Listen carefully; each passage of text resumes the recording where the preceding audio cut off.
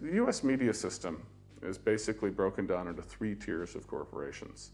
The first tier are the huge giants. These include Viacom, AOL Time Warner, Disney, News Corporation, Sony, Vivendi. The next tier of companies is one notch down. These are the companies like Comcast or General Electric, the major newspaper giant chains like the New York Times, Knight Ridder, Tribune Company would be in that second tier.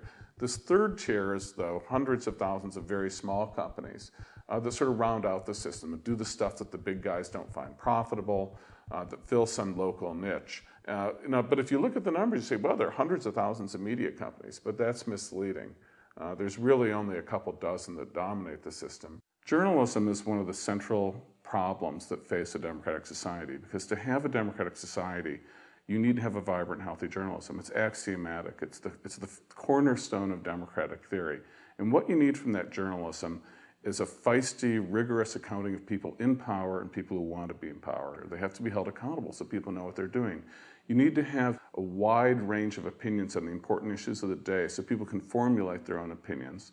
And you need to have a way to get the truth to come out. So there's some way to check for lies and to get factual accuracy to emerge. The corporations that now own our news media, that increasingly brought them into their massive empires, realize that giving journalists the autonomy to make professional decisions is bad business. It's much better business to hold your news division to a fierce accounting, to make it generate the same sort of profit as your movie division, as your TV division, as your music division.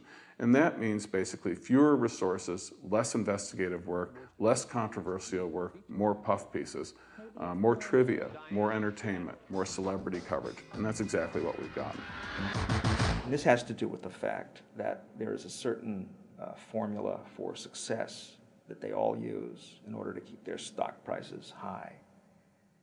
And that is a very simple one. It is, on the one hand, to show stuff that's as titillating as possible, to keep those ratings up night after night, while at the same time slashing budgets, cutting costs.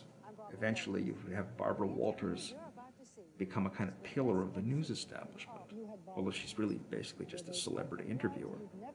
You have a kind of alternative universe with shows like Entertainment Tonight, which use the format of this CBS Evening News to cover the day's celebrity gossip. So what this does is it creates a kind of ready market, full-time, for stories that are high on sensationalism and low on information. Winona Ryder is back in court for her shoplifting trial. And so what we get is a much weaker journalism, a journalism that tends towards cover the easy stories about celebrities and royal families, whose idea of balanced political reporting is simply to put a mic in front of a Republican and then get a Democratic opinion, but almost never means going out and then figuring out who's telling the truth, actually doing the journalism of investigating the various claims and telling us what's actually going on. This leads to very serious problems when you get into a situation, for example, like the war we're currently in. With the drumbeat for an attack on Iraq increasing, the Bush administration may finally have the ammunition they've been looking for. The type of war coverage we've seen in the United States is exactly what you'd expect with a system dominated by a handful of very wealthy corporations that benefit by having a world run by the United States to make the world profitable for them.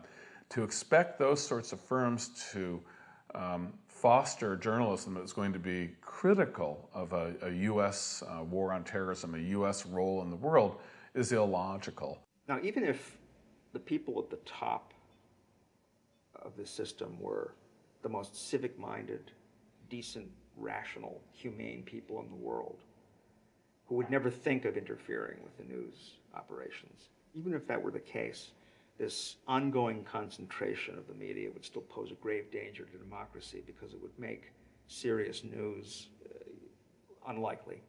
We've had in the past 2 years enormous scandals with companies like Enron and WorldCom, where the management for years has been ripping off the government, it's been ripping off its workers, consumers. Yet until really the last second, our news media was extolling these companies as sort of the exemplars of the new economy. A healthy journalism could have nipped them in the bud in the mid-90s and could have addressed them. Instead, what we get is a journalism that comes at them very late, and what we're seeing is a journalism that's very hesitant about getting to the roots of these problems. A journalism that's unwilling to look at the real cause, which is the corruption in our political system that made these scandals possible.